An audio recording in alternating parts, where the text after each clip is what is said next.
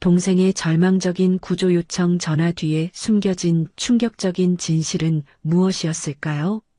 별 2개를 내려놓겠다는 극단의 각오로 벌인 마지막 승부의 결과는 어떻게 되었을까요? 오늘의 이야기 시작합니다. 그 전에 잠깐 구독과 좋아요 눌러주시면 복 받으실 거예요. 새벽 5시 국방부 인권정책단장실에 불이 켜졌습니다. 강서진 소장은 이미 2시간째 책상에 앉아 있었죠. 오늘은 특별한 날이었습니다. 동생 도윤이의 입대식이 있는 날이었거든요. 서진은 거울 앞에서 군복을 다시 한번 정돈했습니다. 가슴팍에 반짝이는 별 2개가 아침 햇살을 받아 빛났죠. 육군 최초의 여성 보병 소장이라는 타이틀이 따라다니지만 오늘만큼은 그저 누나일 뿐이었습니다. 도윤아, 긴장되지? 서진이 차 안에서 동생에게 물었습니다. 누나가 옆에 있는데 뭐가 무서워? 도윤이 환하게 웃었습니다. 20살 청년의 얼굴에는 아직 앳된 모습이 남아 있었죠. 훈련소 정문에 도착하자 사람들의 시선이 집중되었습니다. 별 2개를 단 여성 장성이 나타나자 훈련병들과 가족들이 웅성거렸죠. 하지만 서진의 눈에는 오직 동생만 보였습니다. 자, 이제 진짜 군인이 되는 거야. 서진이 도윤이의 어깨에 손을 올렸습니다. 입대 서류를 작성하고 신체 검사를 마친 후 마침내 계급장을 다는 순간이 왔습니다. 서진은 직접 도윤이의 어깨에 일병 계급장을 달아주었죠. 떨리는 손으로 천천히 정성스럽게 말입니다. 도윤아, 잘 들어. 서진이 동생의 2 어깨를 잡고 말했습니다. 누나가 살아있는 한 아무도 널 건드릴 수 없어. 이 약속은 내 별보다 무겁다. 도윤이의 눈에 눈물이 맺혔습니다. 누나, 고마워 정말 고마워. 울지마 군인이 되는 건데. 서진도 목이 메었지만 억지로 웃었습니다. 주변 훈련병들이 부러운 시선으로 바라보았습니다. 소장 누나를 둔 훈련병이라니 누가 함부로 건드리겠습니까? 형님 부럽네요. 소장님이 누나시라니. 옆에 선 훈련병이 도윤이에게 말했습니다. 에이, 군대에서는 그런 거 상관없어. 다들 똑같이 힘들 거야. 도윤이 겸손하게 답했죠. 마지막 포옹을 나눈 후 서진은 차에 올랐습니다. 백미러로 손을 흔드는 도윤이를 바라보며 서진은 다짐했습니다. 동생을 지켜내겠다고 그 어떤 일이 있어도 말입니다. 그날 밤 서진은 오랜만에 편안히 잠들었습니다. 동생이 안전한 곳에 있다는 생각에 마음이 놓였거든요. 하지만 서진은 몰랐습니다. 몇 달 후 그 약속이 얼마나 무거운 시험대에 오르게 될지를요. 석 달이 흘렀습니다. 서진은 매주 도윤이와 통화를 나누며 군 생활 적응 상황을 확인했죠. 처음 몇 주는 힘들다고 했지만 점차 적응해가는 모습이었습니다. 훈련도 잘 따라가고 있고 동기들과도 잘 어울린다고 했거든요. 그런데 어느 토요일 밤 갑작스럽게 도윤이로부터 전화가 걸려왔습니다. 평소 정해진 시간이 아닌데도 말입니다. 여보세요? 서진이 받자마자 이상한 기운을 느꼈습니다. 누나, 도윤이의 목소리가 떨리고 있었습니다. 나 좀 살려줘. 도윤아, 무슨 일이야?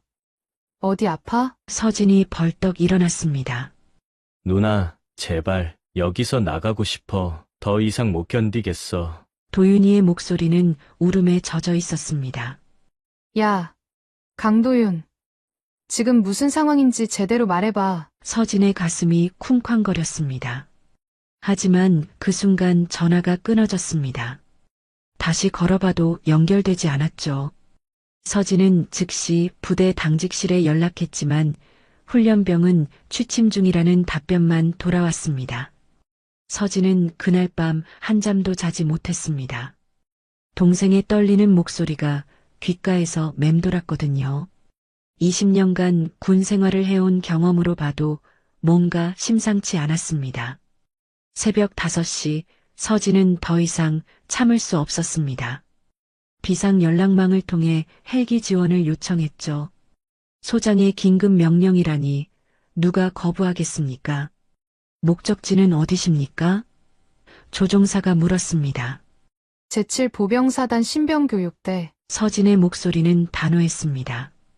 헬기가 이륙하며 서울 시내가 발 아래로 사라졌습니다. 서진의 마음은 점점 불안해졌죠. 20회 군 생활 동안 쌓인 직감이 경보를 울리고 있었습니다. 1시간 후 부대에 도착한 서진을 맞이한 건 당황한 간부들이었습니다. 새벽에 갑자기 나타난 소장을 어떻게 맞아야 할지 몰라 하더군요. 강도윤 일병을 당장 데려와. 서진이 명령했습니다. 그런데 소장님, 새벽 시간이라 중대장이 머뭇거렸습니다. 지금 당장. 서진의 목소리에 간부들이 움찔했습니다. 10분 후 나타난 도윤이의 모습을 보고 서진은 경악했습니다. 얼굴 한쪽이 멍들어 있었고 입술이 터져 있었거든요. 무엇보다 도윤이의 눈빛이 완전히 달라져 있었습니다. 도윤아. 서진이 다가가자 도윤이 무너져 내렸습니다. 누나 미안해, 정말 미안해. 도윤이 흐느꼈습니다. 간부들은 서둘러 해명했습니다. 훈련 중 사고였습니다. 격투 훈련에서 실수로. 하지만 서진의 날카로운 눈빛은 이미 모든 걸 꿰뚫고 있었습니다. 이건 단순한 사고가 아니었습니다. 서진은 도윤이를 의무실로 데려가 치료를 받게 한 후 곧바로 부대장실로 향했습니다. 문희철 대령은 이미 서진을 기다리고 있었죠. 소장님, 이렇게 갑작스럽게 오시다니. 문 대령이 어색하게 웃었습니다. 내 동생한테 무슨 일이 일어났는지 정확히 알고 싶습니다. 서진은 바로 본론을 꺼냈습니다. 아, 그건 정말 안타까운 사고였습니다. 격투 훈련 중에 동기끼리 부딪히면서 문 대령이 준비된 듯한 설명을 늘어놓았습니다. 하지만 서진은 이미 눈치채고 있었습니다. 부대장의 시선이 자꾸 다른 곳으로 향하고 손가락이 책상을 두드리는 게 거짓말의 전형적인 신호였거든요. 그럼 사고 경위서를 보여주십시오. 서진이 요구했습니다. 그게 아직 작성 중이라. 문 대령이 당황했습니다. 서진은 직접 훈련병들을 만나보기로 했습니다. 도윤이와 같은 분대원들을 불러 개별 면담을 진행했죠. 하지만 모두 입을 다물고 있었습니다. 정말 훈련 중 사고였나? 서진이 물었지만 훈련병들은 고개만 끄덕일 뿐이었습니다. 하지만 서진은 포기하지 않았습니다. 20년간 군 수사 경험을 쌓아온 서진에게는 뭔가 감춰진 게 있다는 게 너무나 명백했거든요. 그날 오후 서진의 핸드폰이 울렸습니다. 국방부 인사기획관이었죠. 서진아, 무슨 일이야? 부대에서 연락이 왔는데. 인사기획관의 목소리가 조심스러웠습니다. 제 동생이 다쳤습니다. 진상을 파악하고 있어요. 서진이 답했습니다. 그런데 말이야, 너무 과도하게 개입하는 건 아닌가 싶어. 군인의 명예를 위해서라도 조용히 처리하는 게 좋지 않을까? 서진은 전화를 받으며 씁쓸했습니다. 벌써 압력이 들어오고 있었거든요. 명예요. 진짜 군의 명예가 뭔지 아십니까? 서진의 목소리가 차갑게 식었습니다. 서진아, 내 앞길도 생각해야지. 소장까지 올라온 게 쉬운 일이었나? 전화를 끄는 서진은 창밖을 바라보았습니다. 훈련병들이 구보를 하는 모습이 보였죠. 그 중에는 도윤이도 있었습니다. 여전히 절뚝거리면서도 훈련에 참여하고 있었거든요. 저녁 무렵 서진은 도윤이를 다시 만났습니다. 도윤아, 누나한테 정말 무슨 일인지 말해봐. 서진이 다정하게 물었습니다. 하지만 도윤이는 고개를 저었습니다. 정말 훈련 중 사고예요. 누나, 걱정하지 마세요. 도윤이의 눈빛에서 두려움을 읽은 서진은 확신했습니다. 분명 뭔가 더 큰 일이 숨겨져 있다고 말입니다. 그리고 그 일이 도윤이를 이렇게 만든 거라고요. 도윤아, 누나를 믿어. 누나가 반드시 지켜줄게. 서진이 도윤이의 손을 잡았습니다. 그 순간 서진은 마음속으로 다짐했습니다. 아무리 큰 압력이 와도, 아무리 많은 방해가 있어도 반드시 진실을 찾아내겠다고 말입니다. 내 별은 누굴 지키기 위해 달았는지 잊지 않겠다고요.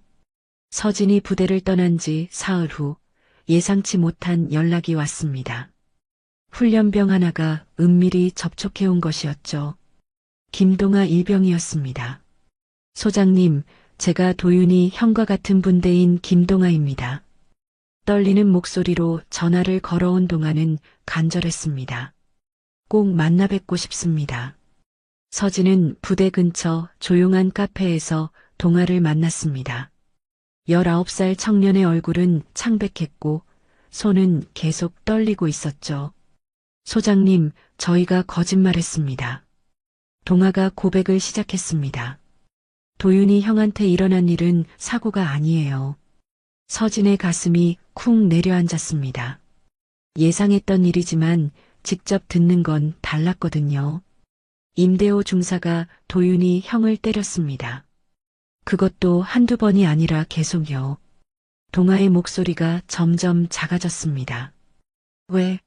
무슨 이유로? 서진이 물었습니다. 이유는 없었어요. 그냥 재미로요. 도윤이 형이 소장님 동생이라는 걸 알고 나서는 더 심해졌습니다. 질투였는지 열등감이었는지 동아는 더 충격적인 이야기를 털어놓았습니다. 임대호 중사는 단순한 폭행만 한 게 아니었습니다. 성추행까지 서슴지 않았거든요. 목욕탕에서, 내무반에서 도윤이 형뿐만 아니라 다른 훈련병들도 당했어요. 동아가 울먹였습니다. 서진은 분노로 온몸이 떨렸습니다. 하지만 감정을 억누르고 차분히 물었습니다. 다른 간부들은 모르고 있었나? 알고 있었어요. 다들 알고 있었는데 모른 척했습니다. 아니, 부대장도 알고 있었어요. 동아는 더 놀라운 사실을 폭로했습니다. 부대 내에서 불법 도박이 벌어지고 있었고 물자 횡령도 일상적으로 일어나고 있었다는 것이었죠. 임대호 중사는 그 중심에 있었고 부대장 문희철 대령은 이 모든 걸 묵인하고 있었습니다. 왜 이제야 말하는 거야? 서진이 물었습니다. 무서웠어요. 임 중사가 협박했거든요.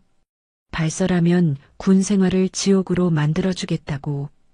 동아가 떨었습니다. 서진은 즉시 증거 수집에 나섰습니다. 동아와 함께 다른 피해자들을 찾아냈고 하나씩 증언을 받기 시작했죠. 핸드폰으로 몰래 찍힌 사진들, 녹음 파일들, 그리고 상처 사진들까지 이 모든 걸 군 수사기관에 제출하겠습니다. 서진이 결심했습니다. 하지만 며칠 후 충격적인 소식이 들려왔습니다. 군 수사기관에서 증거 불충분이라며 사건을 반려한 것이었죠. 서진은 직접 수사기관장을 찾아갔습니다. 어떻게 이렇게 명백한 증거들을 증거 불충분이라고 할 수 있습니까? 서진이 따졌습니다. 소장님, 이런 사건들은 신중하게 접근해야 합니다. 자칫군 전체의 명예에 먹칠할 수 있거든요. 수사기관장의 답변은 뻔했습니다. 그날 밤 서진은 국방부 고위 관계자로부터 전화를 받았습니다. 서진이, 이 일 그만 접어둬. 내가 지금까지 쌓아온 것들을 생각해봐. 제가 쌓아온 게 뭡니까? 이런 부정의를 묵인하라고 별을 단 게 아닙니다. 군인은 조직을 생각해야 해. 개인의 감정으로 행동하면 안 되는 거야. 전화를 끊은 서진은 거울 속 자신을 바라보았습니다. 별 2개가 무겁게 느껴졌습니다. 하지만 포기할 수는 없었습니다. 도윤이를 향한 약속, 그리고 진정한 군인으로서의 사명이 서진을 지탱했거든요. 서진이 증거를 수집하며 사건 해결에 매진하고 있을 때 예상치 못한 일이 벌어졌습니다. 핵심 증인이던 김동아 일병이 갑자기 증언을 번복한 것이었죠. 소장님, 죄송합니다. 제가 잘못 봤나 봅니다. 동아의 목소리는 기계적이었습니다. 그냥 훈련 중 사고였던 것 같아요. 서진은 믿을 수 없었습니다. 며칠 전까지만 해도 그토록 절실하게 진실을 털어놓던 동아가 완전히 다른 사람이 된 것 같았거든요. 동아야, 무슨 일이 있었어? 누가 협박했나? 서진이 다급하게 물었습니다. 하지만 동아는 고개만 저었습니다. 아무도 협박 안 했어요. 그냥 제가 착각했던 것 같습니다. 동아뿐만 아니었습니다. 다른 피해자들도 하나둘씩 침묵하기 시작했죠. 증언을 해주겠다던 훈련병들이 연락을 피하거나 만나더라도 기억이 잘 안 난다며 말을 바꿨습니다. 서진은 무슨 일인지 알아보기 위해 다시 부대를 찾아갔습니다. 그런데 분위기가 완전히 달라져 있었어요. 훈련병들은 서진을 피하려 했고 간부들은 노골적으로 불편해했습니다. 소장님, 자꾸 이러시면 부대 분위기가 안 좋아집니다. 문희철 대령이 불만을 토로했습니다. 훈련병들이 다 위축되어 있어요. 진실을 밝히려는 게 잘못인가요? 서진이 반박했습니다. 소장님, 동생 일은 이미 해결됐지 않습니까? 치료도 받고 이제 멀쩡하게 훈련받고 있는데요. 서진은 도윤이를 다시 만났습니다. 하지만 도윤이도 달라져 있었어요. 누나, 이제 그만해. 도윤이가 간청했습니다. 나 때문에 누나까지 힘들어하는 거 보기 싫어. 도윤아, 이건 너만의 문제가 아니야. 다른 훈련병들도. 누나.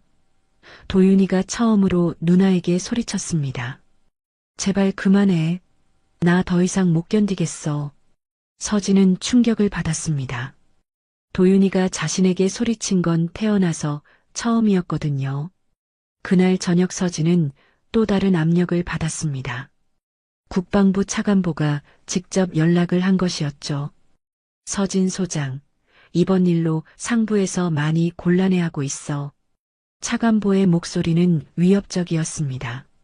무엇이 곤란하다는 건가요? 군 전체의 신뢰도가 떨어질 수 있다는 거지. 언론에라도 새어나가면 큰일이야. 그럼 진실을 은폐하자는 말씀이신가요? 은폐가 아니라 적절한 선에서 마무리하자는 거야. 장군님 커리어도 생각하셔야죠. 전화를 끊은 후 서진은 깊은 고민에 빠졌습니다. 지금까지 쌓아온 모든 것을 잃을 수도 있는 상황이었거든요. 하지만 더 큰 문제는 증인들이 모두 입을 다물었다는 것이었습니다. 며칠 후 서진은 우연히 김동아 일병의 어머니를 만났습니다. 동아 어머니는 울면서 말했습니다. 소장님, 우리 동아가 전화해서 울면서 그러더라고요. 계속 말하면 동기들이 다 피해를 본다고, 자기 때문에 모두가 힘들어진다고. 서진은 그제야 깨달았습니다. 가해자들이 단순히 증인들을 협박한 게 아니라 동료의식을 이용해 죄책감을 느끼게 만든 것이었죠.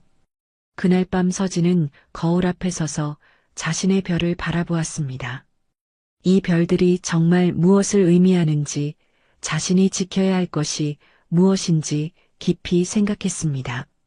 내가 이 계급장을 내려놓더라도 동생 하나 지키지 못한 채 살 순 없다. 서진이 중얼거렸습니다. 그 순간 서진은 극단의 선택을 결심했습니다. 모든 걸 걸고 정면 승부를 하기로 한 것이었죠. 다음 날 아침 서진은 국방부 고위급 회의에 참석했습니다. 평소와 다름없이 보이려 노력했지만 마음속으로는 이미 결심을 굳혔었죠. 오늘이 모든 것을 결정짓는 날이 될 것이라고 말입니다. 회의는 차관보 주재로 각 군 주요 보직자들이 참석한 원래 정책회의였습니다. 안건들이 하나씩 처리되고 있었는데 서진은 조용히 자신의 차례를 기다리고 있었습니다. 다음 안건은 차관보가 말하려는 순간이었습니다. 잠깐만요. 서진이 갑자기 일어섰습니다. 회의실의 모든 시선이 서진에게 집중됐습니다. 예정에 없던 발언이었거든요. 국방부 인권정책단장으로서 긴급히 보고드릴 사안이 있습니다. 서진의 목소리는 침착했지만 단호했습니다. 차관보가 당황한 표정을 지었습니다. 서진 소장, 그건 회의 후에. 아닙니다. 지금 당장 말씀드려야 할 사안입니다. 서진이 가져온 서류 뭉치를 테이블 위에 올렸습니다. 제7보병사단 신병교육대에서 일어나고 있는 조직적 인권 침해와 부정부패 사건에 대해 전면 폭로하겠습니다. 회의실이 순식간에 얼어붙었습니다. 모두가 서진을 바라보며 무슨 말인지 이해하려 했죠. 서진은 준비해온 증거들을 하나씩 제시하기 시작했습니다. 사진, 녹음 파일, 의료 기록, 증언서. 모든 것이 체계적으로 정리되어 있었습니다. 임대호 중사의 지속적인 신병 폭행 및 성추행, 문희철 대령의 조직적 은폐, 그리고 이를 묵인한 상급 부대까지. 이 모든 것이 우리 군의 현실입니다. 차관보가 제지하려 했습니다. 서진 소장, 이런 자리에서 이런 얘기를 언제 하겠습니까? 서진이 차관보의 말을 끊었습니다. 수사기관에서는 증거 불충분이라며 덮으려 하고 증인들은 협박당해 입을 다물고 있는데요. 서진은 계속해서 증거를 제시했습니다. 부대 내 불법 도박, 물자 횡령, 그리고 이 모든 것을 알고도 덮어준 지휘관들. 이것이 우리가 지키려는 군의 명예입니까? 한 장성이 불편한 기색을 드러냈습니다. 소장, 그런 식으로 접근하면 군 전체가 진짜 군의 명예는 부패를 덮는 게 아니라 잘못을 바로잡는 것입니다. 서진의 목소리가 회의실에 울렸습니다. 모든 이들이 침묵했습니다. 서진의 기세에 압도당한 것이었죠. 저는 지금 국방부 차관보님께 정식으로 요청드립니다. 서진이 차관보를 똑바로 바라보며 말했습니다. 특별감찰단을 구성해 이 사건을 전면 재수사하십시오. 차관보가 난색을 표했습니다. 그건 너무 성급한. 안 그러면 제 별 2개를 내려놓고 끝까지 싸울 겁니다. 서진의 선언에 회의실이 다시 한번 정적에 빠졌습니다. 서진은 자신의 계급장을 만지며 계속했습니다. 저는 이 별을 권력을 위해 단 게 아닙니다. 약한 자를 지키고 정의를 세우기 위해 단 것입니다. 제 동생 일로 시작된 일이지만 이건 이제 모든 장병들의 문제입니다. 저는 한 명의 장병도 포기하지 않겠습니다. 차관보와 다른 참석자들이 서로 눈치를 살폈습니다. 서진의 각오가 진심이라는 걸 모두가 느꼈거든요. 만약 이 요청을 거부하신다면 저는 지금 당장 사표를 제출하고 언론에 이 모든 사실을 공개하겠습니다. 서진의 마지막 통첩이었습니다. 긴 침묵이 흘렀습니다. 마침내 차관보가 입을 열었습니다. 검토해 보겠습니다. 서진은 고개를 끄덕였습니다. 감사합니다. 24시간 안에 답변 주시기 바랍니다. 24시간 후 국방부는 서진의 요구를 받아들였습니다. 특별감찰단이 구성되어 제7보병사단으로 급파된 것이었죠. 서진의 각오가 진심이었다는 걸 깨달은 상부의 결정이었습니다. 감찰단은 국방부 감찰실장을 단장으로 한 10명의 전문 요원들로 구성되었습니다. 서진도 참관자 자격으로 동행했죠. 이번에는 그 누구도 진실을 막을 수 없을 것이었습니다. 부대에 도착한 감찰단을 맞이한 문희철 대령의 얼굴은 창백했습니다. 이미 소문이 돌았는지 부대 전체가 긴장 상태였죠. 전 장병과 간부를 대상으로 개별 면담을 실시하겠습니다. 감찰단장이 선언했습니다. 그리고 모든 증거를 다시 수집하겠습니다. 이번에는 달랐습니다. 국방부 직속 감찰단이 나서자 훈련병들이 하나둘씩 입을 열기 시작했거든요. 김동아도 다시 용기를 냈습니다. 정말 미안했어요, 소장님. 무서워서 거짓말했어요. 동아가 눈물을 흘리며 말했습니다. 감찰단은 체계적으로 증거를 수집했습니다. 임대호 중사의 휴대폰에서 불법 도박 관련 대화들이 발견되었고 부대 회계에서도 의혹스러운 부분들이 드러났습니다. 결정적 순간이 왔습니다.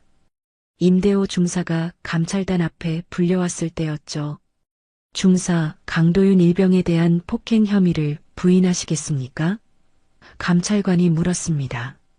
그런 일은 없었습니다. 임 중사가 끝까지 부인했습니다. 그때 감찰관이 휴대폰 녹음 파일을 틀었습니다. 임 중사가 다른 간부와 나눈 대화였죠. 도윤이 그놈 소장 누나 둔 게 뭐 대수냐? 더 세게 굴어줘야 정신 차리지. 임 중사의 얼굴이 하얗게 질렸습니다. 자신의 목소리가 너무나 선명하게 들렸거든요. 이것도 부인하시겠습니까? 감찰관의 차가운 질문에 임 중사는 더 이상 말할 수 없었습니다. 며칠간의 조사 끝에 충격적인 진실들이 밝혀졌습니다. 임대호 중사는 도윤이뿐만 아니라 다른 여러 훈련병들을 상습적으로 폭행하고 성추행했습니다. 부대 내에서는 간부들이 주도하는 불법 도박이 성행하고 있었고 급식비와 물품비를 빼돌리는 일도 일상적이었죠. 문희철 대령은 이 모든 것을 알고도 묵인했을 뿐만 아니라 일부는 직접 관여하기도 했습니다. 감찰단장이 서진에게 말했습니다. 소장님이 아니었다면 이런 일들이 계속 묻혔을 겁니다. 정말 용기 있는 결정이었습니다. 수사 결과에 따라 즉시 조치가 내려졌습니다. 임대호 중사는 신병 폭행 및 성추행 혐의로 현장에서 체포되었고 문희철 대령도 조직적 은폐 및 부정부패 혐의로 구속되었습니다. 다른 연루된 간부들도 줄줄이 처벌받았죠. 부대 전체가 대대적인 개혁에 들어갔습니다. 가장 중요한 것은 피해자들이 안전해진 것이었습니다. 도윤이를 비롯한 피해 훈련병들은 안전한 다른 부대로 전속 조치되었죠. 서진이 도윤이를 만났을 때 도윤이의 표정이 많이 밝아져 있었습니다. 누나, 정말 고마워. 처음에는 누나가 너무 나서는 것 같아서 부담스러웠는데 도윤이가 미안해했습니다. 미안해할 건 누나야. 더 빨리 알아차리지 못해서. 서진이 도윤이의 어깨를 토닥였습니다. 이제 정말 괜찮아. 새 부대는 정말 좋아. 간부들도 친절하고 훈련병들도 서로 잘 도와줘. 서진은 안도의 한숨을 쉬었습니다. 긴 싸움이 끝나고 마침내 진실이 승리한 것이었죠. 한 달 후 서진은 조용히 도윤이의 새 부대를 찾아갔습니다. 이번에는 헬기가 아닌 개인 차량으로, 그리고 사전 연락 없이 말입니다. 그저 동생의 안부가 궁금한 누나의 마음으로요. 부대 정문에서 도윤이를 기다리고 있을 때 서진은 몰라보게 달라진 동생의 모습을 보았습니다. 얼굴에는 건강한 혈색이 돌았고 걸음걸이도 당당했죠. 무엇보다 눈빛이 살아있었습니다. 누나. 도윤이 뛰어와 서진을 안았습니다. 갑자기 왜 와? 연락도 안 하고. 그냥 보고 싶어서. 어때, 새 부대는? 서진이 물었습니다. 정말 좋아. 간부들도 다르고 분위기도 완전히 달라. 여기서는 진짜 군인이 되는 기분이야. 도윤이의 대답에서 진심이 느껴졌습니다. 둘은 부대 근처 벤치에 앉아 이야기를 나누었습니다. 누나, 그때 정말 미안했어. 누나한테 소리 지르고. 도윤이가 고개를 숙였습니다. 무슨 소리야? 그때 내가 얼마나 힘들었는데. 서진이 도윤이의 머리를 쓰다듬었습니다. 처음에는 누나가 왜 그렇게까지 하나 싶었어. 그냥 참고 견디면 될 것 같았거든. 하지만 이제 알겠어. 누나가 지킨 건 나만이 아니라 다른 모든 후배들이었구나. 서진의 눈가에 눈물이 맺혔습니다. 도윤아, 이제 괜찮아. 정말로 괜찮아. 응, 누나. 정말 고마워. 며칠 후 서진은 예상치 못한 소식을 들었습니다. 국방부에서 인권개혁위원장직을 제안한 것이었죠. 서진 소장의 용기와 신념이 군 전체에 새로운 변화를 가져왔습니다. 국방부 장관이 직접 말했습니다. 앞으로 군 인권 개선을 위해 더 큰 역할을 맡아주시기 바랍니다. 서진은 흔쾌히 받아들였습니다. 이번 일을 계기로 더 많은 장병들을 보호할 수 있는 시스템을 만들고 싶었거든요. 새로운 보직을 맡은 서진은 정군 차원의 인권 교육 프로그램을 도입했습니다. 부대 내 익명신고 시스템도 구축했죠. 무엇보다 피해자 보호 체계를 대폭 강화했습니다. 몇 주 후 한 방송사에서 인터뷰 요청이 들어왔습니다. 군 인권 개선 사례로 서진의 이야기를 다루고 싶다는 것이었죠. 어떤 계기로 이런 변화를 만들어내셨나요? 기자가 물었습니다. 서진은 잠시 생각했습니다. 그리고 조용히 대답했습니다. 강한 군대는 약한 병사를 보호할 줄 아는 곳입니다. 계급장이 높다고 해서 저절로 존경받는 게 아니에요. 진짜 리더는 가장 약한 사람까지 지켜낼 때 만들어지는 거죠. 앞으로의 계획은 무엇인가요? 군대가 정말 안전한 곳이 되도록 하는 겁니다.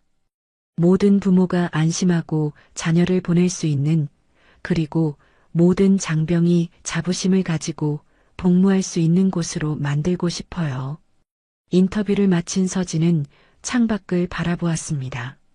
아침 햇살이 사무실로 쏟아져 들어오고 있었죠. 가슴팍에 별 2개가 햇빛을 받아 반짝였습니다. 이제 그 별들은 단순한 계급장이 아니었습니다. 지켜낸 약속의 증표였고 앞으로도 지켜나갈 사명의 상징이었죠. 서진은 휴대폰을 꺼내 도윤이에게 문자를 보냈습니다. 도윤아, 오늘도 고생 많아. 누나가 항상 내 편이야.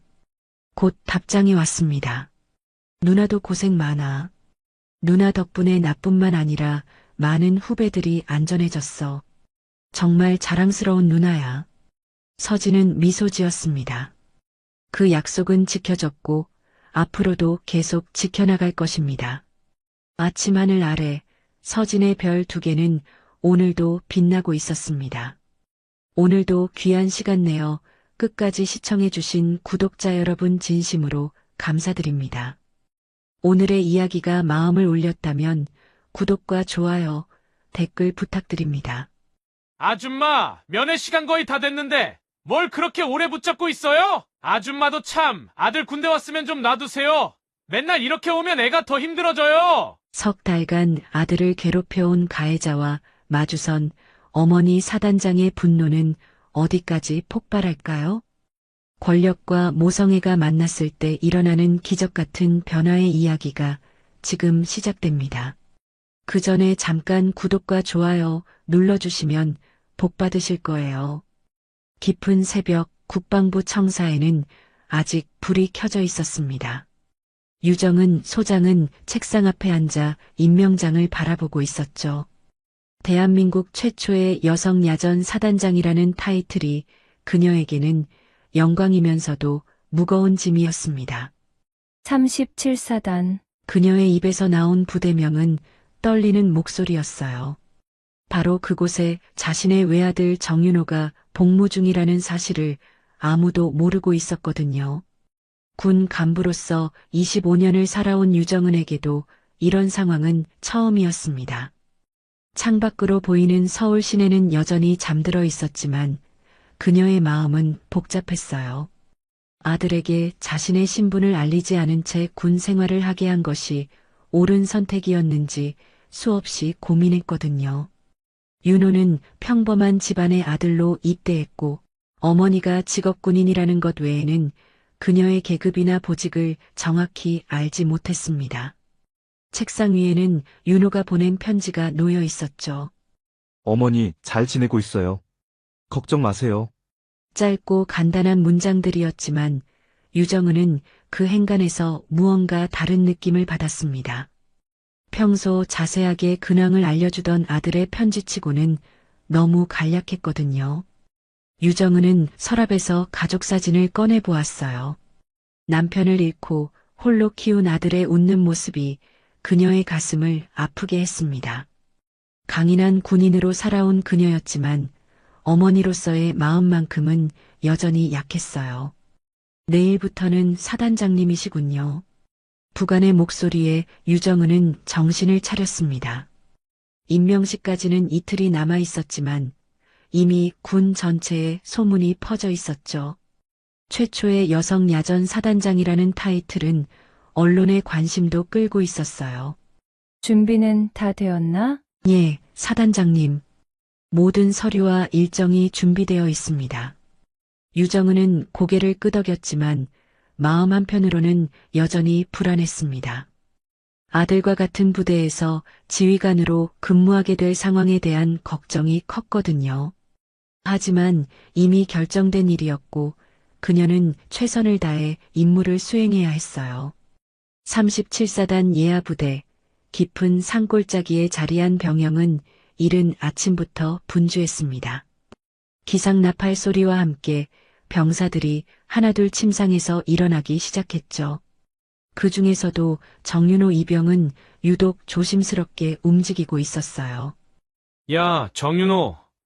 또 그렇게 느리게 움직이냐? 배도현 상병의 날카로운 목소리가 생활관에 울려 퍼졌습니다. 윤호는 서둘러 침구를 정리하려 했지만 손이 떨려서 제대로 되지 않았어요. 다른 병사들은 이미 익숙해진 듯 아무도 신경 쓰지 않는 분위기였죠. 미안합니다, 상병님. 윤호의 작은 목소리에 배도연은 비웃음을 터뜨렸어요. 입대한 지 석 달이 지났지만 윤호는 여전히 군 생활에 적응하지 못하고 있었거든요. 특히 배도연 상병의 지속적인 괴롭힘 때문에 매일이 고통스러웠습니다. 또 어머니한테 편지 쓸 거야? 맨날 집 생각만 하고 있으니까 그 모양이지. 배도연의 조롱에 윤호는 아무 말도 할 수 없었어요. 실제로 그는 어머니에게 편지를 자주 썼지만 진실한 마음을 담을 수는 없었거든요. 힘들다는 말을 하면 어머니가 걱정할 것 같아서 항상 잘 지내고 있다는 거짓말만 적었습니다. 점심시간 윤호는 구석진 곳에 앉아 편지지를 꺼냈어요. 어머니께 보낼 편지를 쓰려고 했지만 펜을 든 손이 멈춰 있었죠. 무엇을 써야 할지 모르겠더라고요. 진실을 말하자니 어머니가 걱정할 것 같고 거짓말을 하자니 양심이 찔렸거든요. 어머니, 저는 잘 지내고 있어요. 결국 윤호는 똑같은 문장을 적기 시작했습니다. 부대 생활이 힘들다는 말도 선임에게 괴롭힘을 당한다는 말도 할 수 없었어요. 어머니는 직업군인이라서 군대의 실상을 잘 알고 계셨지만 그래도 아들의 고통스러운 모습을 보고 싶지는 않을 거라고 생각했거든요. 훈련 준비 끝났나? 소대장의 목소리에 병사들이 일제히 일어났습니다.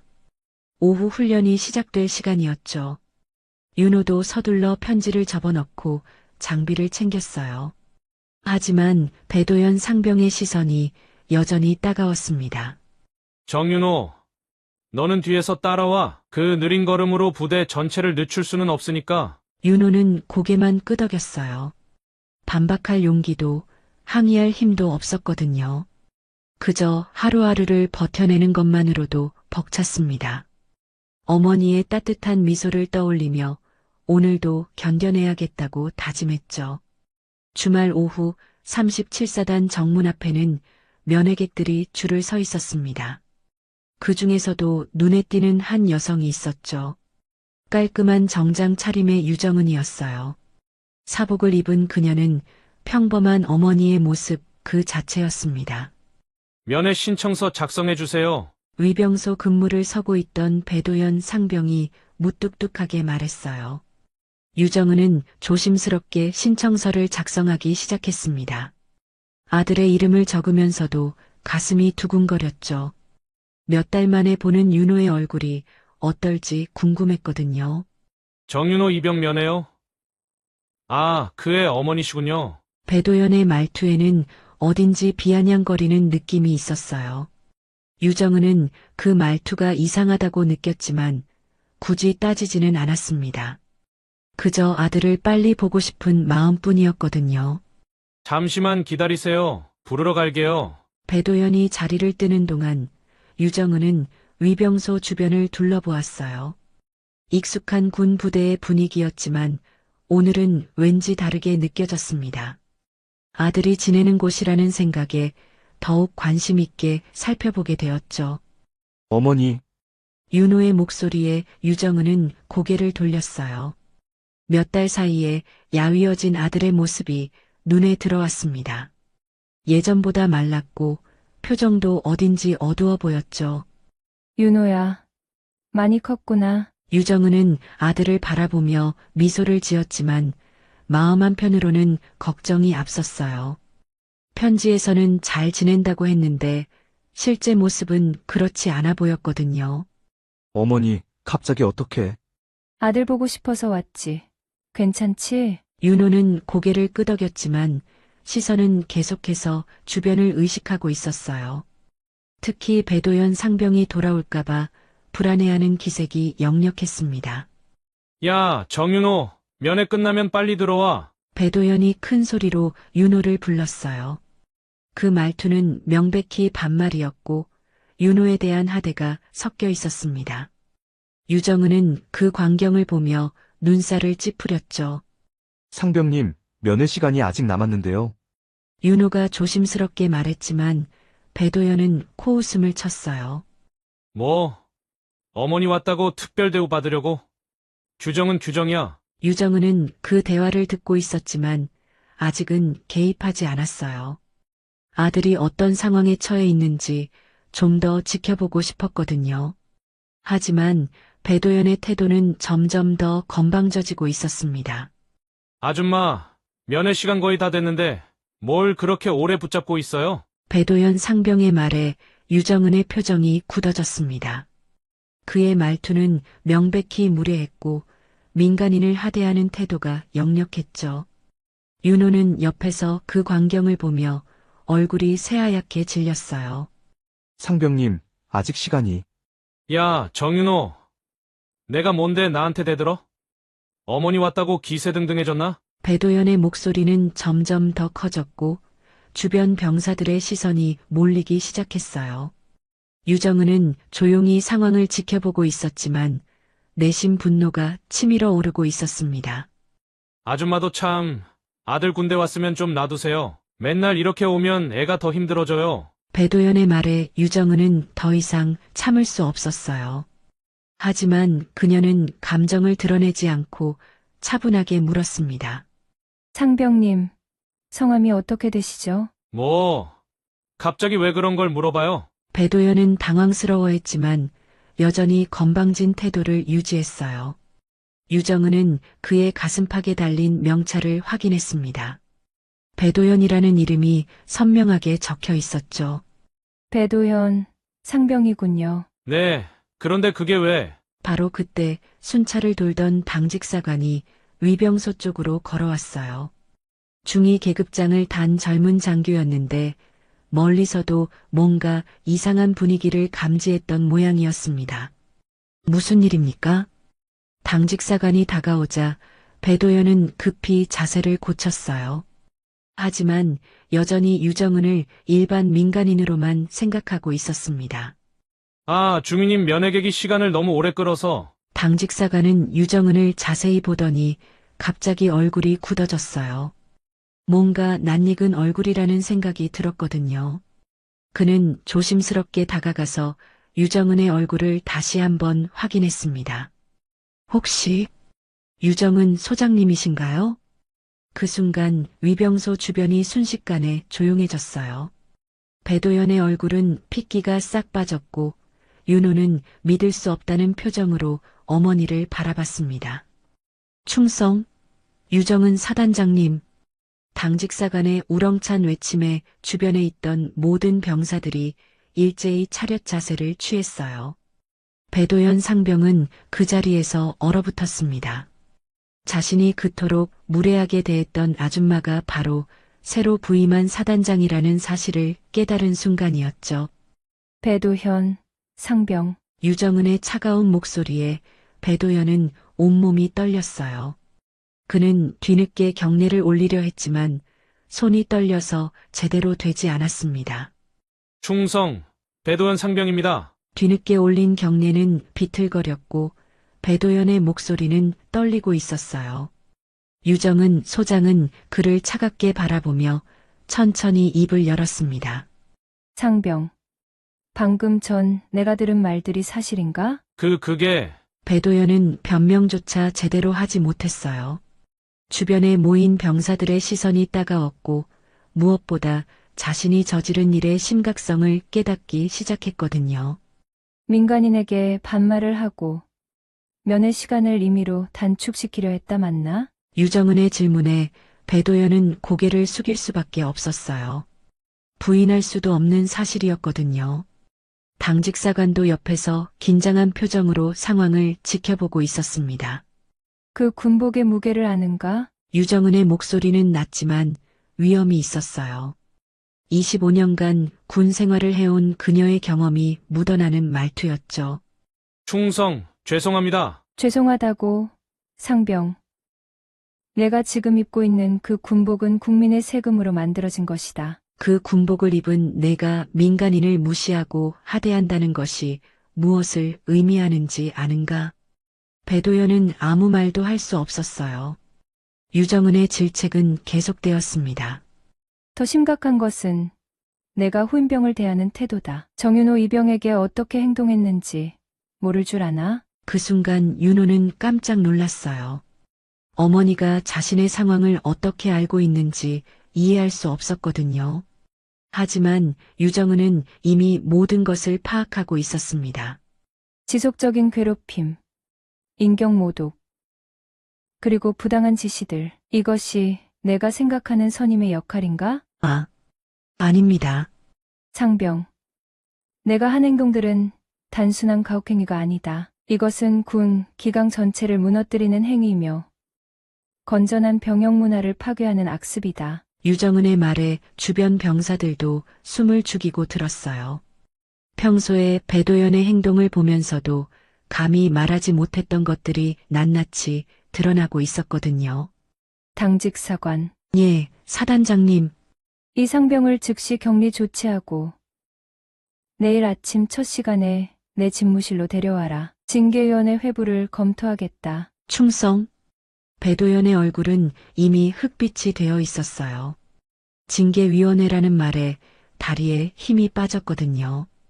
그는 뒤늦게 후회했지만 이미 때는 늦었습니다. 그리고 모든 병사들은 명심해라. 군대는 계급사회이지만 그것이 인간의 존엄성을 무시해도 된다는 뜻은 아니다. 선임의 권위는 후임을 보호하고 지도할 때 빛나는 것이지. 괴롭히고 억압할 때 생기는 것이 아니다. 유정은의 말이 끝나자 위병소 주변은 정적이 흘렀어요. 모든 병사들이 깊이 새겨들어야 할 말이었거든요.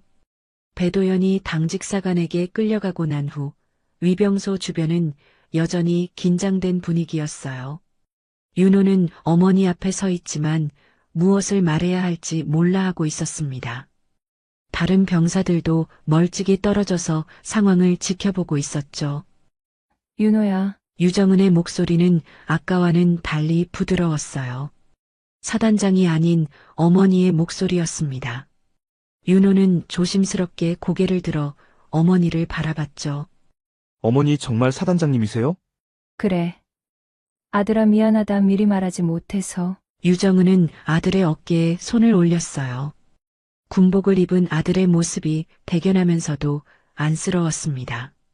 몇 달 사이에 많이 야위었고 눈빛도 예전 같지 않았거든요. 왜 말씀 안 하셨어요?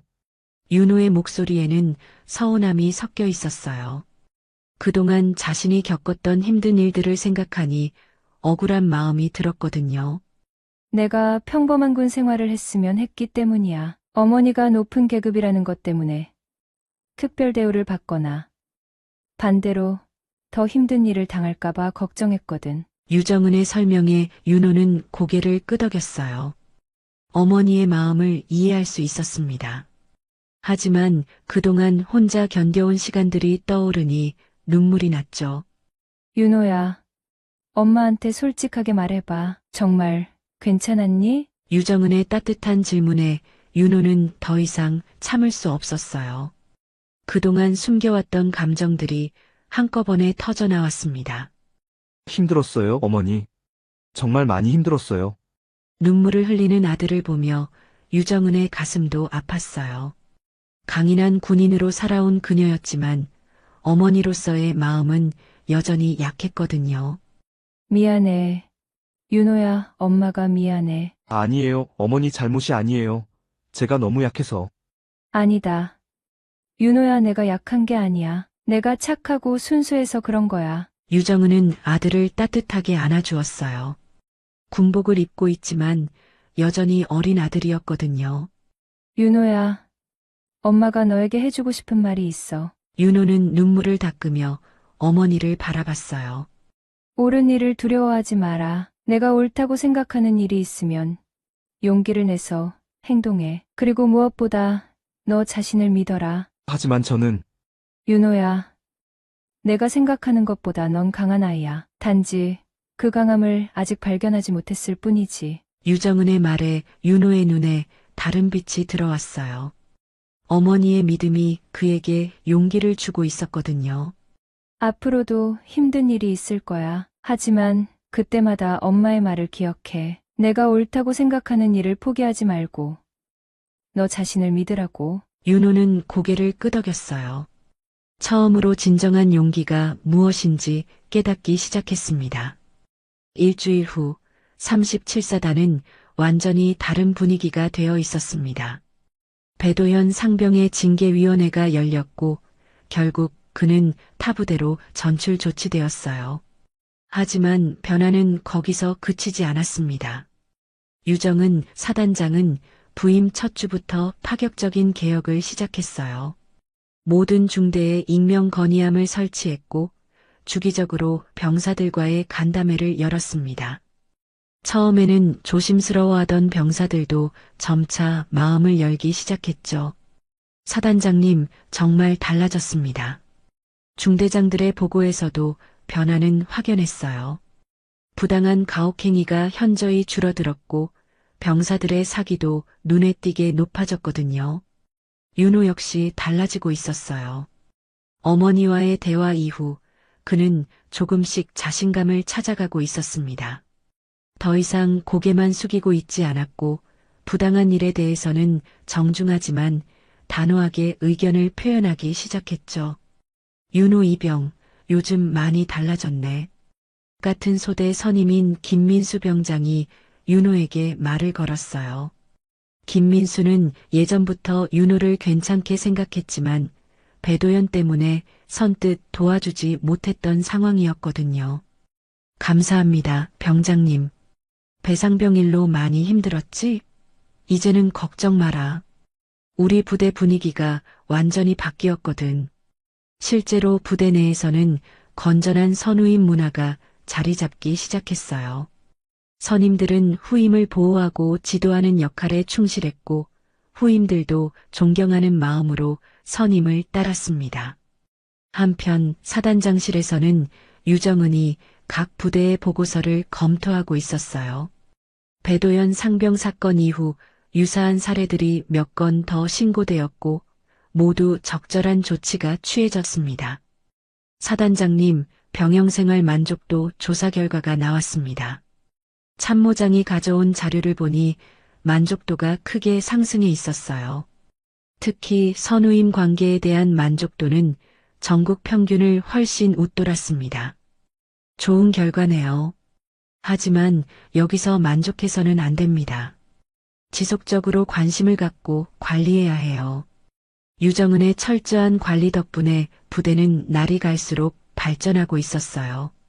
병사들도 그런 변화를 체감하며 자부심을 갖기 시작했죠. 저녁 점호 시간, 윤호는 생활관에서 편지를 쓰고 있었어요. 이번에는 어머니에게 보내는 진솔한 편지였습니다. 어머니, 이제 정말 잘 지내고 있어요. 거짓말이 아니라 진짜로 말이에요. 편지를 쓰는 윤호의 얼굴에는 환한 미소가 번지고 있었어요. 예전과는 완전히 다른 표정이었죠. 부대 생활이 즐거워지기 시작했고 동기들과의 관계도 좋아졌거든요. 내일은 어떤 훈련을 할까? 윤호가 혼잣말을 하며 미소 지었어요. 예전에는 다음 날이 두려웠지만 이제는 기대되기 시작했습니다. 건전한 부대 문화 속에서 그는 진정한 군인으로 성장하고 있었어요. 2달 후 윤호에게는 처음으로 외박 허가가 나왔습니다. 입대 후 첫 번째 집으로 가는 길이었어요. 버스에서 내려 집까지 걸어가는 발걸음이 예전과는 완전히 달랐죠. 어깨는 펴져 있었고 걸음걸이에도 자신감이 넘쳤습니다. 윤호야. 현관문을 열고 나온 유정은의 얼굴에는 환한 미소가 번지고 있었어요. 몇 달 만에 보는 아들의 모습이 확실히 달라져 있었거든요. 예전에 움츠러든 모습은 온데간데 없고 당당한 군인의 모습이 되어 있었습니다. 어머니. 윤호는 어머니 앞에 서서 정중하게 거수 경례를 올렸어요. 예전처럼 어색하거나 어정쩡한 것이 아니라 정확하고 품이 있는 경례였습니다. 어머니께 대하여 충성. 그 순간 유정은의 가슴이 뭉클해졌어요. 아들의 경례에서 진정한 군인의 품격이 느껴졌거든요. 단순히 형식적인 인사가 아니라 마음에서 우러나오는 존경의 표현이었습니다. 그래, 많이 컸구나. 유정은은 아들을 따뜻하게 안아주었어요. 군복을 입은 아들의 어깨가 예전보다 넓어진 것 같았고 무엇보다 눈빛이 달랐습니다. 자신감과 당당함이 가득했죠. 어머니, 정말 감사해요. 뭘? 어머니가 말씀해 주신 대로 했어요. 옳은 일을 두려워하지 않고 저 자신을 믿으려고 노력했어요. 윤호의 말에 유정은은 고개를 끄덕였어요. 아들이 진정으로 성장했다는 것을 느낄 수 있었거든요. 거실에 앉아 차를 마시며 윤호는 그간의 변화된 부대 생활에 대해 이야기했어요. 건전한 선우인 문화가 정착되면서 얼마나 즐거워졌는지, 동기들과 어떤 우정을 쌓아가고 있는지 생생하게 들려주었습니다. 이제 정말 군 생활이 즐거워요. 훈련도 재미있고 선임들도 잘해주시고요. 그래, 다행이다. 그리고 어머니, 저도 이제 후임들이 들어오면 어머니처럼 올바른 선임이 되고 싶어요. 윤호의 말에 유정은의 눈가가 촉촉해졌어요. 아들이 단순히 피해자에서 벗어난 것이 아니라 올바른 리더로 성장하려는 의지를 보이고 있었거든요. 윤호야, 내가 정말 자랑스럽구나. 어머니가 가르쳐 주신 덕분이에요. 옳은 일을 두려워하지 말라고, 나 자신을 믿으라고 하신 말씀을 매일 되새기고 있어요. 저녁 식사를 함께하며 모녀는 많은 이야기를 나누었어요. 군 생활의 어려움도 즐거움도 그리고 앞으로의 계획까지 모든 것을 솔직하게 나누었죠. 어머니도 부대에서 존경받고 계시죠? 병사들이 어머니를 정말 좋아해요. 그래, 다행이다. 네, 모든 병사들이 사단장님 덕분에 부대가 좋아졌다고 해요. 유정은은 미소를 지었어요. 아들과 함께 만들어가는 건전한 군 문화가 얼마나 소중한지 새삼 깨달았거든요. 밤이 깊어갈 때까지 모자의 대화는 계속되었습니다. 이제는 진정한 동반자가 된 것 같았어요. 군인으로서 그리고 모자로서 서로를 이해하고 존중하는 관계가 되어 있었거든요.